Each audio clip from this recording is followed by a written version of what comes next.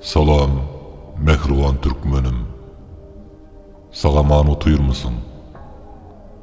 Bir güne sizin aylığınç oğdu atılmağına, dünyanın adalatsızlığına, haramzadaların, senin ve çağaların,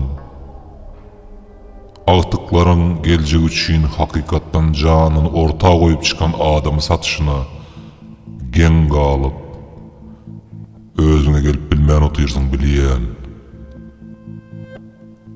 Hakikattan rejime karşı alternativa bolup bilecek hareket düremen ki uluzarva duçar edildi. Näme sebepten? Azat Türkmeni kıssalı ýagdaýda elinci Türkmenistan'a uğrattılar. Rusya Federasyasının habarına göre ol öz islegi bilen uçara minip yurda gidipdir. Muňa kim inanar? Öň bir ýasama lider biz çalt hem ovadan deport ederiz diýipdi, ýadyňyzda bolsa.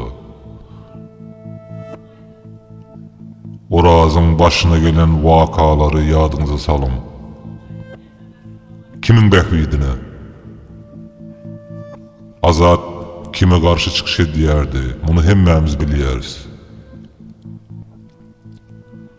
Ol bu yalan oyunlaryň hakyky maskanyň aňyrsyndaky yüzünü gördü. Onu size açtı. Haram, kirli oyunun düzgününü bozdu. Deňagramlylyk üýtkedi. Adamlar erteke absurda däldi, hakykata ümzükmäge başlady. Yasama ýa-da eldeki opozisiýanyň yüzüne şarpyk çalındı. Öňdenem ýok awray hicem galmady. Yalanyň reytingi düşdi. Hakikat güýçlenmäge başlady, rejim tarapyndan ulu zarba sezewar edildi. Bu Azadyň ilki ýitirim boluşy we tizden tiz deportasiýa edilmegi häzirki bolýan zatlaryň hakyky yüzünü açyp görkezdi. Siz hälem göreňizokmy? Gynansak da soraýken, örenken. Rejim islese dünýäniň islendik ýerinden özüne garşy adamy hamyrdan gyl soğrany ýaly edip alyp biljekdigini, hemme ýere eliniň uzaýandygyny açyk görkezdi. Russiýada ruhsatsyz ýaşap işläp ýören ýokmy? Azatdan başga. Näme üçin bu giden gahrymanlaryň içinden diňe azat deport edildi? Yalandan göreşýänlere, döwletiň sırlaryny, edilýän haramçylyklaryny açyp, özüne reyting gazanýan kezzaba üns berdiňizmi? Şeýle haramlyklar, edilýän oýunlar hakynda haýsy biriň habaryň bar? Kim çıkıp aýdyp biler? İslendik sistemanyň içini diňe şol ýerde işlän, şol haramçylyklara gatnaşan adam bilýändir. Bu hakykat.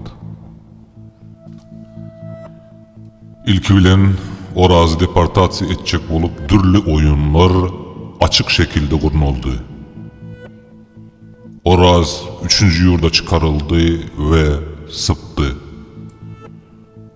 Oňa psihik taýdan uly basyşlar edildi. Yakınlarımı basyş edildi diýip çykyş edýänler size orazy edilen basyşyň 10% de edilen ok, belki hiç edilen ok. Oyun oynaýaňyz. Azada geleliň. Oňa kim diýişini gyjap ýördi. Maksat Saparmuradov Kakamrat Hıdır'ın 7. noyabrdaki Azat İsakov'un yitirilmeginin guramaçısı kim adlı efirinde gönü Orazı deport ettirecek bolanını edip bilse Azad'ı da deport ettireceğini açık aytdı, yani yazdı. Men ona nämişin elime bulaştırayın. Ol menin üçün kızıklı değil. Bu näme diýmek? Azat Bireyem Türkmenistan'da indi kızıksız oldum maksat bayramı iş.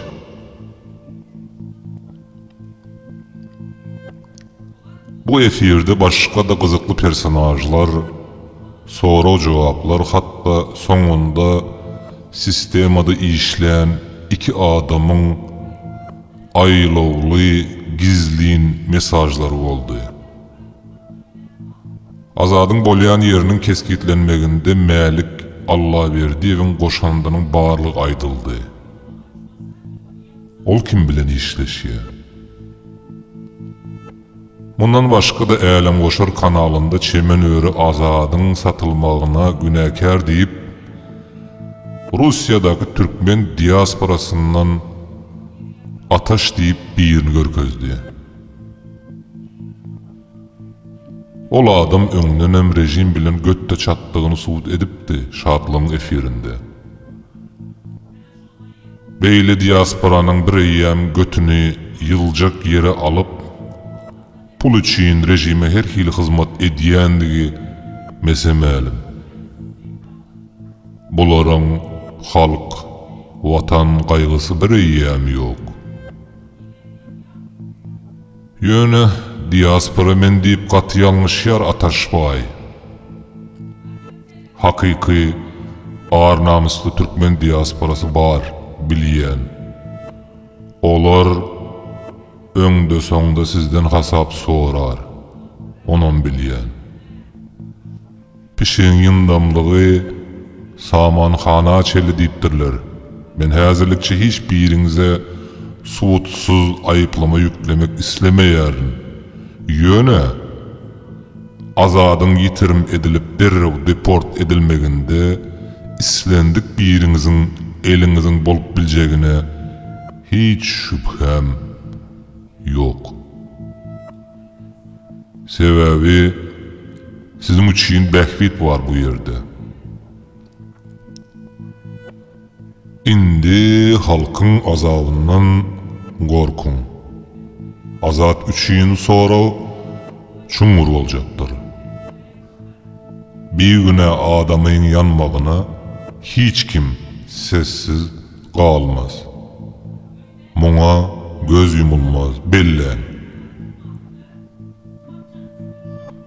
Türkmenim indi sana yüzlenýän. Her biriň Azat İsakov'un düşürülen duzağının ve onun elhenç neticelerinin şayady bolup otyrsyn. 48 saatyň içinde zorluk bilen adamy özüne garşy görkezme bermäge mejbur edýärler. Her hili ýollar bilen. Azadyň ýiterine bugün eýýäm 20 günden geçti. İldeşimizin ne günlere salınanını, nämeler baştan geçirýänini göz öňüne getirmek juda ağır. Azadyň gahrmançylyk keseli ýokdy. Ol hakikatlary aýdyp rejime gurban edildi. Ýagty geljek üçün haramzadalara, kezzaplara garşy çykyş etdi. Senin çağlaryň, altyjaklaryň ýagty geljek üçün özüni pida etdi. Ol häzir ýanyp otyr içerde. Haýsy biriň muňa sessiz galjak? Entek, ağır namus, vicdan, halallık, türkmençilik ölmedi. Emma ayak aldygyny ýok etmäge çalışýarlar. Men her biriňi bu zuluma garşy sesini çykarmaga azad üçin türkmenin ýagty geljek üçin göreşe, hakyky galkynışa çagyrýaryn. Bu zuluma sessiz galsaň, rejim hakykaty ymtylýanlary ýeke-ýekeden ýok etmeň ýoluna çykar.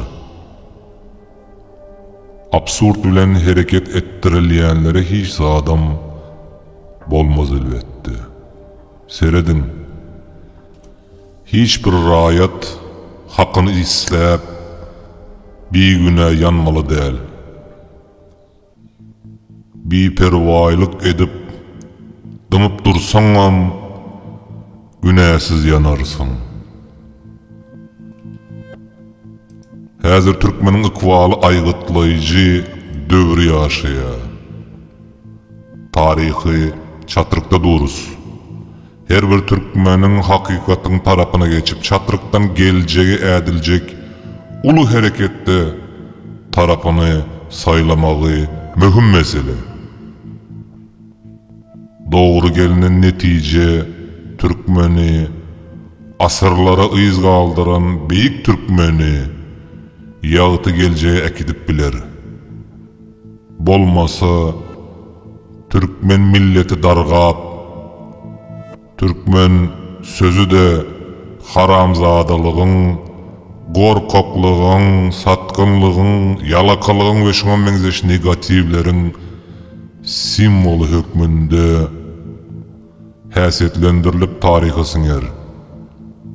Gulçuluk hasam beter şekilde 100 ýyllap dowam eder.